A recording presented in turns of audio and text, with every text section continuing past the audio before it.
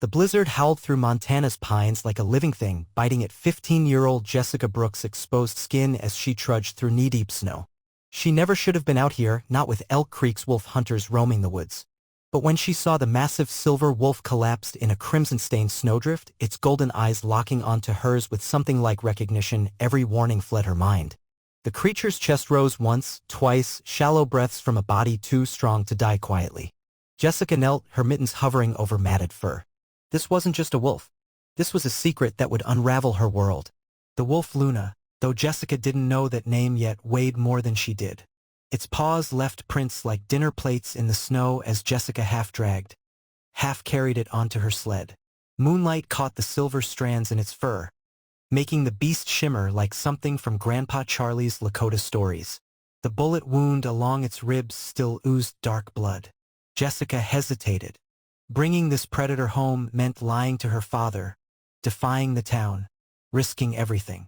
Then the wolf whimpered, not the sound of a monster, but of a mother fighting to survive. Jessica tightened the ropes. Some choices make themselves. The shed smelled of blood and wet fur as Jessica worked by lantern light.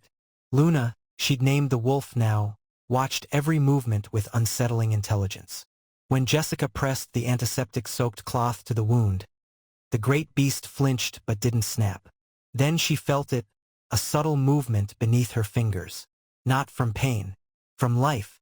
Jessica's breath caught. "You're pregnant," she whispered. Outside, boots crunched through snow. "Jess!" Her father's voice carried through the thin walls. Jessica threw a tarp over Luna just as the door creaked open, her heart pounding loud enough to wake the dead. Steve Cooper filled the doorway, his hunting rifle slung across his back. His eyes darted from the suspicious tarp lump to his daughter's guilty face. "You're hiding something," he stated, not asked. Jessica's mouth went dry. One whiff of wolf, one sound, and Steve would put a bullet between those golden eyes without hesitation. Elk Creek paid good money for pelts. "Just a hurt dog," Jessica lied. The tarp shifted. Steve's hand twitched toward his rifle. Then, impossibly, he tossed her a roll of bandages. "Don't get attached," he warned before slamming the door. Under the tarp, Luna exhaled like she'd been holding her breath. Dawn painted Elk Creek in deceptive gold. Jessica watched from the general store porch as hunters gathered around Clifford Hayes, the town chairman. "That wolf pack took another prize heifer last night," he bellowed, slapping a $200 bounty poster onto the board. Jessica's neighbor, Daniel Miller, leaned against the post beside her. "Funny thing," he drawled, moonshine heavy on his breath. "Thought I heard howling near your place last night." Jessica's fingers turned to ice around Luna's water bowl. One rumor, one slip. That's all it would take for Clifford's mob to come burning down their shed with torches and rifles. 3 a.m. The Parker farm slept while Jessica crept through the blackness with stolen supplies, her mother's quilt, raw meat from the icebox, Grandpa Charlie's forbidden medicinal herbs. The shed door creaked like a scream in the silence. Inside, Luna's breathing came labored. The wolf pups would come soon. Jessica worked feverishly, cleaning wounds, building a nest in the darkest corner. Then a crash. The antiseptic bottle slipped from her numb fingers. Next door, Daniel's porch light flared to life. "Who's out there?" his slurred voice called. Jessica pressed against the shed wall, praying to gods old, and knew that the howl building in Luna's throat would stay silent. By week's end, the shed had transformed. Straw bales formed soundproof walls. A lock stolen from Steve's toolbox secured the door.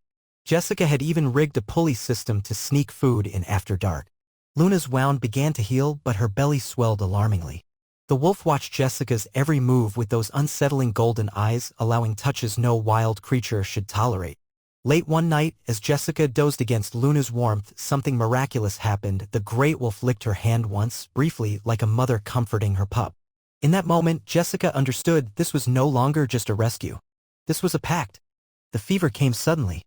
One evening Luna was nosing at her food. By midnight her breath came in ragged gasps. Jessica pressed her ear to the wolf's chest, the heartbeat fluttered like a trapped bird. "No, no, no," she chanted, fumbling with Grandpa Charlie's herbs. Somewhere in the house, a floorboard creaked. Steve was waking for his pre-dawn hunt. Jessica poured water between Luna's fangs, watching helplessly as it dribbled back out. Then a weak tongue lapped at her fingers. Luna's eyes opened, dull but aware. The wolf took one deliberate breath, then another, fighting to stay alive. For her pups. For Jessica. Grandpa Charlie's voice haunted Jessica's dreams. The Lakota say wolves test us, he told her years ago, stirring a campfire with his worn hunting knife. They never beg. Never surrender.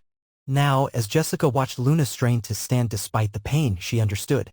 The wolf collapsed twice before managing to pace the shed's length, 3 wobbling steps to prove she still ruled this territory.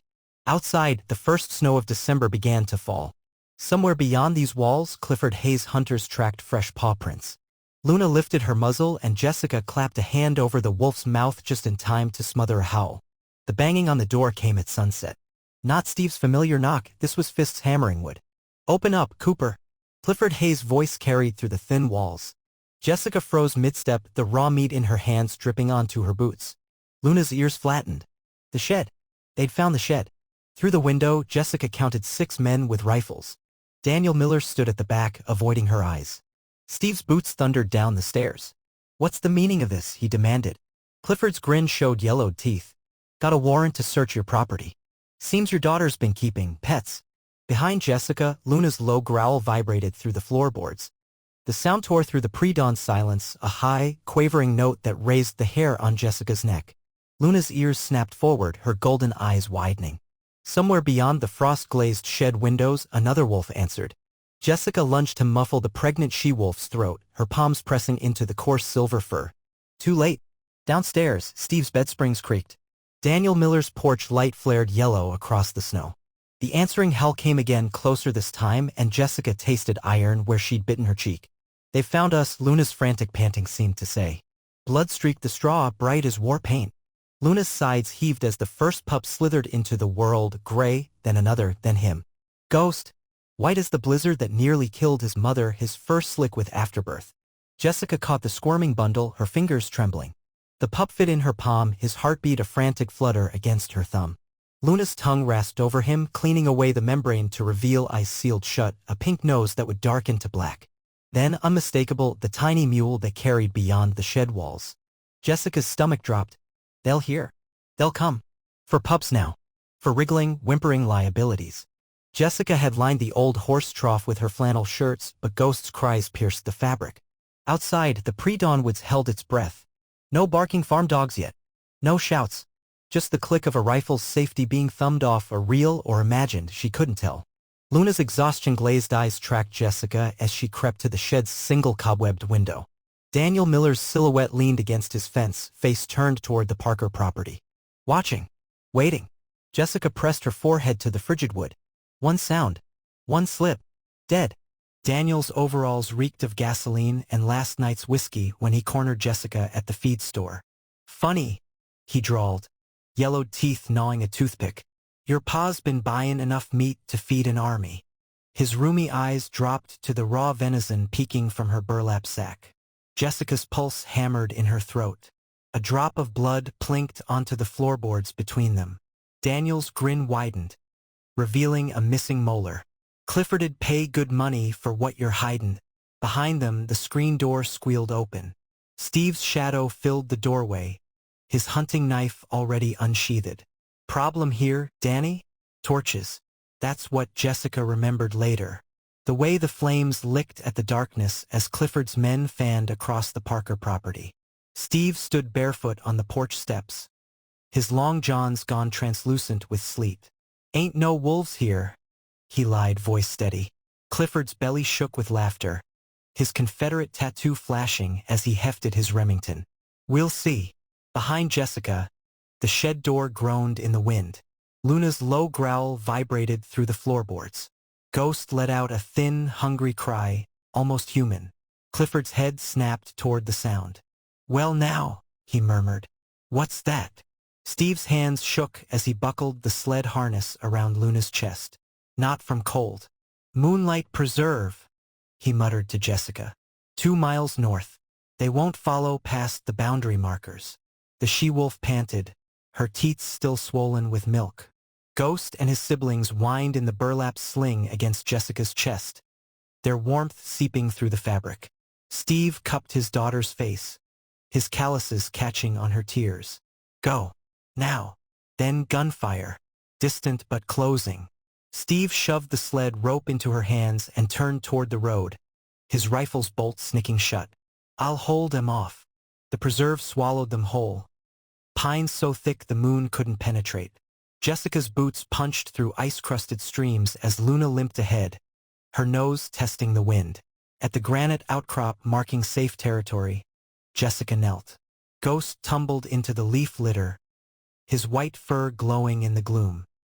He blinked up at her with those otherworldly amber eyes, then sneezed. Luna nosed him toward the den she'd scented, a black maw between the roots of a lightning-struck oak. Jessica's fingers dug into the frozen earth. Don't look back.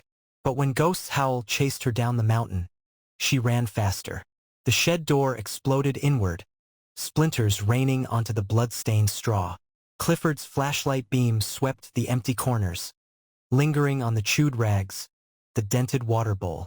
Told you, Steve rasped, hands cuffed behind his back. Daniel Miller kicked the trough, sending my skittering. Then why's it smell like wet dog in here? Jessica willed her voice steady. Stray. Clifford's boot crushed a tiny, white milk tooth ghost. He ground it into the dirt floor, his smile never reaching his eyes. Funny how strays disappear. Outside, a wolf howled. Not Luna, not Ghost, but close enough to make the men shift uneasily. The howl came at dawn. A single, sustained note that raised gooseflesh on Jessica's arms. She scrambled up the ridge, her breath pluming in the cold. Below, in the valley's throat, Luna stood sentinel on a granite slab. Alive, healed. Ghost and his siblings tumbled at her feet, their legs all coltish awkwardness. The she-wolf's golden eyes found Jessica's across the distance. Then, impossibly, Luna dipped her head. Not submission. Acknowledgement. A gust of wind carried the scent of pine and wildness as the pack melted into the trees. Jessica's knees gave out. The snow soaked through her jeans, but she couldn't move. Thank you. Elk Creek's scorn was quieter than Jessica expected. No torches. No bullets. Just the way the general store fell silent when she entered, the way her classmates' whispers trailed her like ghosts. Wolf girl. Traitor. Freak. Steve bore it stoically, his rifle gathering dust above the mantel. Only Grandpa Charlie met her eyes, his gnarled fingers tapping the bear claw pendant. Lakota say wolves test us, he murmured. Outside, the wind carried a sound that might have been barking dogs or laughter. That night, Jessica found the first white tuft of fur caught on the fence post. Ghosts? She tucked it into her pocket next to her still-beating heart. The rumors started small, a hunter's claim of seeing a ghostly figure dart between the pines. Then a rancher swore he'd found his missing calf unharmed, circled by paw prints too large to be coyote. Jessica listened from the schoolyard fringe, her fingers tracing the white tuft of fur still tucked in her pocket. At the tavern, Clifford scoffed into his whiskey. Ain't no wolf spares livestock. But when the first snows came, Jessica found tracks leading to the Parker fence line, one set massive, the other small and erratic. Ghost was alive, and he remembered. For 3 winters, Jessica returned to the granite outcrop where she'd last seen them, the same spot Luna had acknowledged her. She left venison scraps, her scent heavy on the wind. But the woods gave nothing back. Then, on the spring equinox, she found the carcass of a poacher's trap, its steel jaws pried apart by brute strength. Around it, paw prints the size of her fist. And something else, a single gray pup's tooth, wedged in the mud like a message. We're still here. Jessica pressed it to her lips, the taste of iron and pine flooding her mouth. The stranger arrived in a dust-choked pickup, her University of Montana hoodie frayed at the cuffs. Taylor Morgan, wildlife biology grad student, wolf tracker, and the only person in Elk Creek who didn't side-eye Jessica at the diner. Your granddad's research on the moonlit pack. It's groundbreaking, she said, sliding a tattered journal across the table. Charlie's journal. Jessica's throat tightened at his spidery handwriting. Mother Wolf protects those who save her kin. Taylor's boot tapped restlessly. I think your Luna's descendants are still out there. And I think they're protecting this town. Outside, a howl cut through the twilight. Not a threat. A greeting. The trail cam footage was grainy but unmistakable. A silver-coated female leading 4 juveniles across a moonlit ridge. Taylor froze the frame. Look at her forehead. A white diamond, just like Luna's. Jessica's pulse roared in her ears. This wasn't Ghost. This was his daughter, Moon. The wolf stared directly into the camera, her golden eyes holding the same knowing intensity as her grandmother's. Taylor's finger traced the screen. She's been keeping other packs away from livestock. On purpose. Jessica exhaled hard. Some debts, it seemed, wolves never forgot. Daniel Miller's widow handed Jessica the envelope with shaking hands. Inside, a sun-faded Polaroid. 15-year-old Jessica kneeling beside the shed. Luna's silver tail just visible in the shadows. On the back, Daniel's scrawl. For when you're ready. Jessica's knees hit the porch boards. All these years, the town drunk had kept their secret. Protected them. The wind carried the distant yips of playful pups. Moon's litter. Taylor squeezed her shoulder.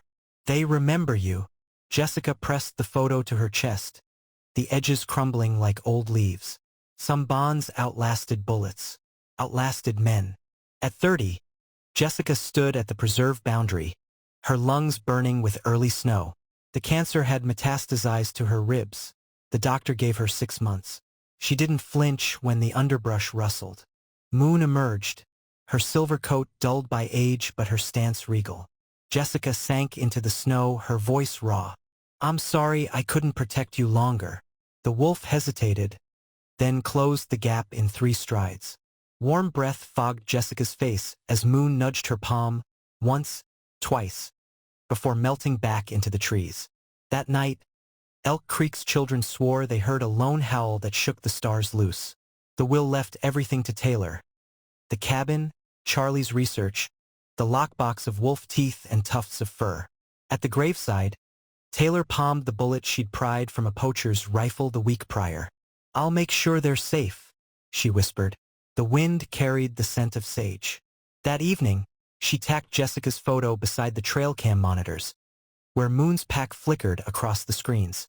One pup, smaller than the rest, with a white diamond between its eyes, paused to gnaw the camera lens. Taylor smiled through tears. The cycle wasn't ending. It was evolving. Taylor was 53 when the new biologist found her.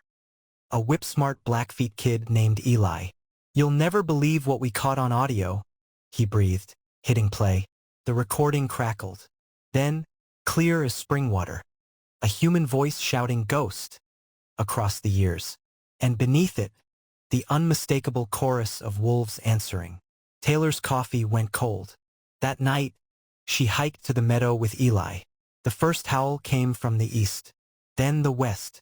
Then, impossibly, a white shape materialized at the tree line.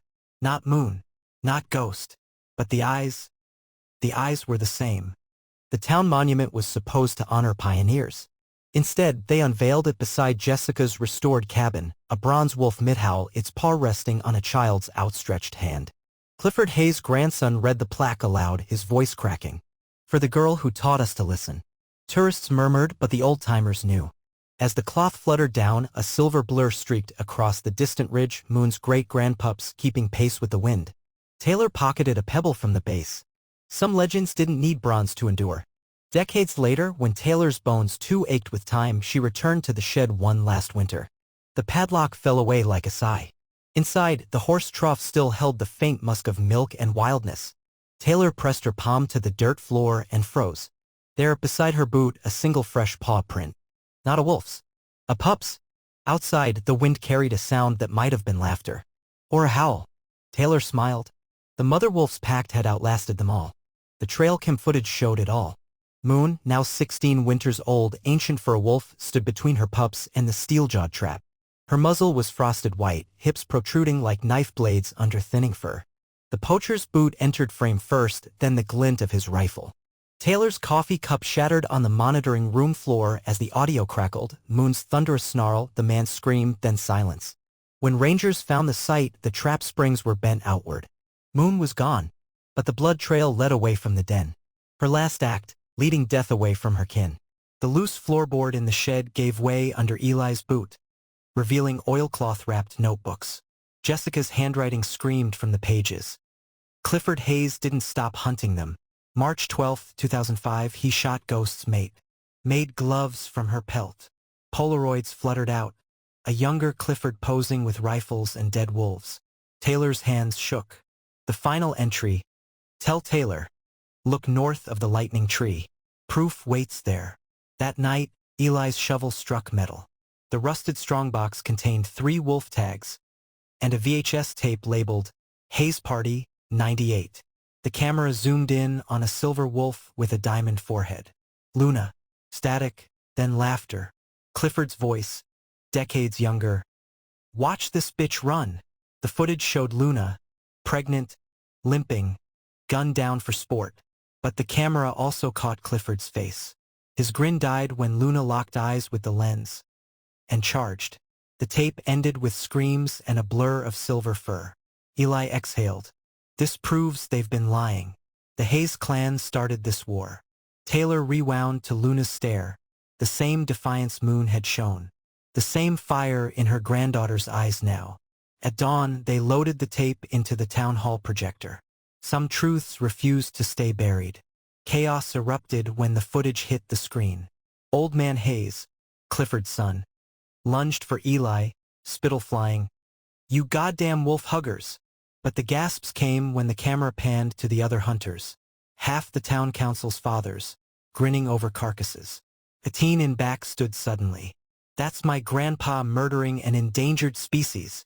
Outside, a howl cut through the shouting. Then another. The new alpha and her pack circled the parking lot, their chorus drowning the chaos. Taylor didn't smile. She pressed play again. Let them see. Let it hurt.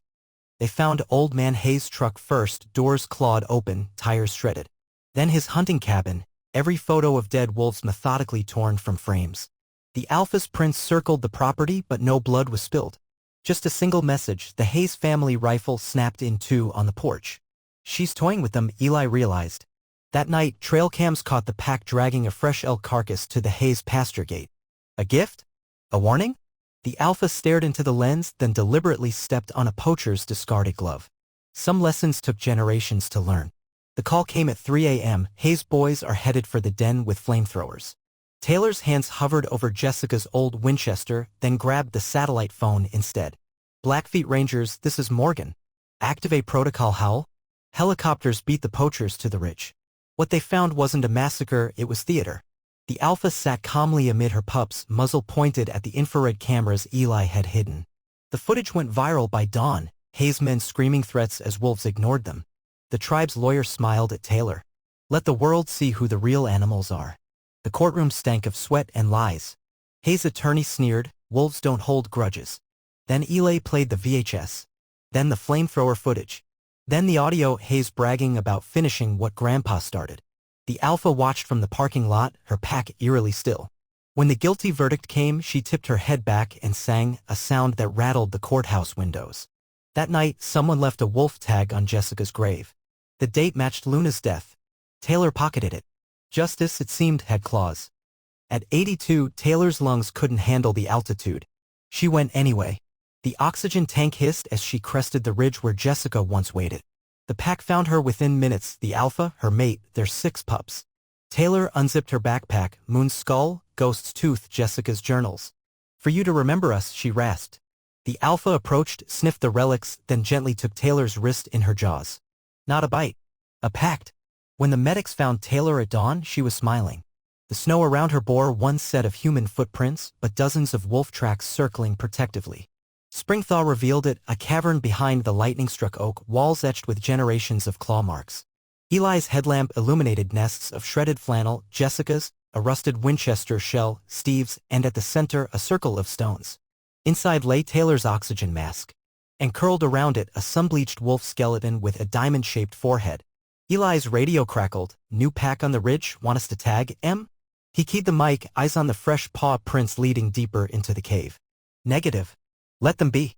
Some legends didn't need collars to be tracked.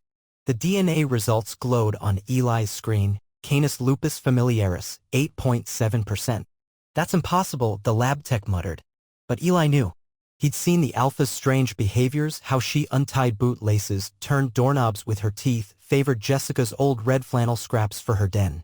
The truth was in Jessica's final journal entry. Ghost's first litter had a half-dog pup. Clifford shot the others, but one escaped.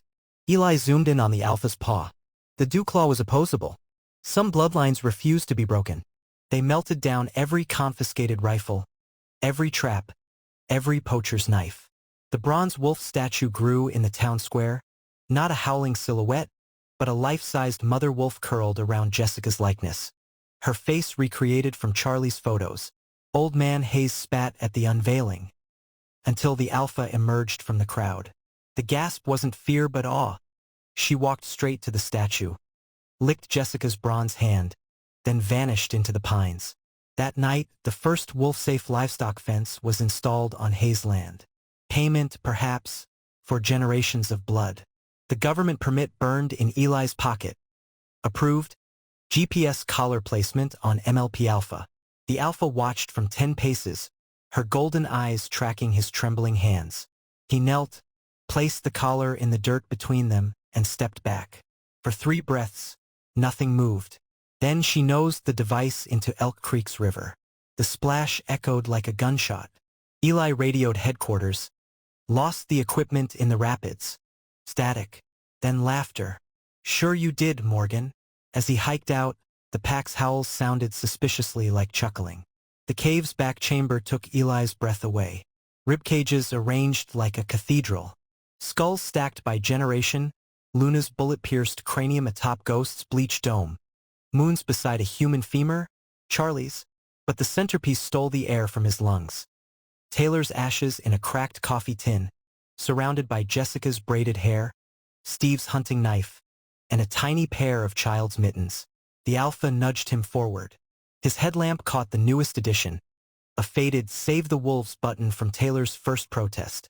The pack didn't just remember, they curated. Lightning struck at midnight. Flames raced toward Elk Creek, fueled by drought-starved pines. The evacuation order blared as the Alpha's pack did the impossible. They heard it. Snapping at heels, howling at porches, driving stubborn ranchers to the river's safety. Trail cams later showed why, the Alpha dragging a pup from the burning den, her fur singed black. She'd sacrificed the sacred bones to save the town that hated her. When the smoke cleared, the Hayes untouched barn bore claw marks spelling L.U.N.A. in the soot. Old grudges burned hottest, but some wolves chose mercy. Clifford's great-grandson was different. 12 years old, quiet, always sketching wolves in his notebook. The town kids called him Wolf Boy until the day he vanished into the burn zone. They found him 3 days later, curled asleep against the Alpha's belly, her muzzle resting on his head. In his pocket, a VHS tape copy and a note. "I'm sorry for my family." The Alpha licked his tears, then led him home. That winter, the boy convinced his father to convert their land into the first wolf sanctuary. Some legacies aren't inherited, they're chosen. Eli woke to something heavy on his chest, the Alpha, her breath warm and meaty. Before he could scream, she dropped it in his palm, Ghost's original chipped canine, yellowed with age. Then she was gone. The next morning, the discovery made headlines. Local biologist finds missing wolf fossil. The Alpha watched from the ridge as cameras flashed. Eli winked upward. Her tail wagged once, a private joke between conspirators. The tooth went to the tribal museum, labeled Canis Lupus, Spirit Clan. No one needed to know which clan. Death came for the Alpha as it came for all wolves, slowly, then all at once. Eli found her beneath the lightning tree, her muzzle gone gray, breathing labored. The pack watched in silence as he injected the sedative. Her last act, pressing her forehead to his, the diamond mark warm against his skin. The official report stated natural causes. But Eli kept the truth in Jessica's lockbox, a single pup, black as midnight except for one white diamond, delivered to his doorstep 3 springs prior. Her first act had been to steal his boots. Some bloodlines refused to end. The YouTube video went viral, a midnight black wolf ringing a rancher's doorbell, then dropping a mangled rabbit on the welcome mat. Comments exploded. "That's no wolf, it's a damn ghost." Eli smiled, zooming in on the footage. They're just visible under thick fur and opposable dewclaw. The new Alpha howled at his cabin nightly, her pack's chorus suspiciously melodic. One evening, he opened the door to find her balancing Jessica's journal in her jaws, the pages carefully unbitten. Eli took the hint. The next documentary wasn't narrated by him, but by a voice synthesizer translating wolf vocalizations. A century later, tourists still hike to the meadow at dusk, hoping to hear them. Some swear the howls sound like words. The park ranger, a Hayes descendant with gold-flecked eyes, just smiles. On the visitor center wall, a timeline stretches from Jessica's faded Polaroid to Eli's grainy trail cam footage. But the real proof is outside, where the wolves emerge like shadows at golden hour. They don't flee. They pause. The largest, a female with a diamond mark, cocks her head as if remembering. Then the pack melts into the pines, leaving only footprints and the unshakable feeling that the wild never left. It was waiting for us to catch up.